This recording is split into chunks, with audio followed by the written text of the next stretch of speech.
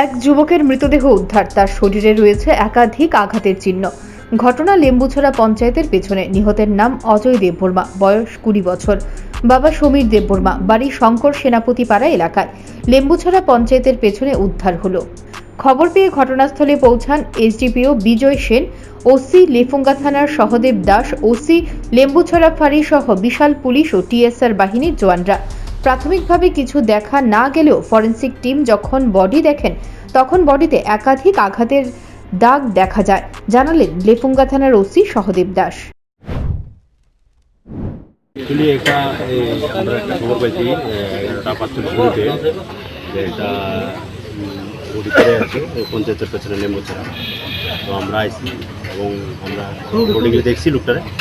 তারপরে আমরা এফএসএলের সাথে যোগাযোগ করছি, ফরেনসিক টিম আছে এবং তদন্ত চলছে।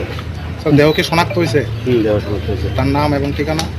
তার নাম হয়েছে অজয় দেববর্মা, শঙ্কর।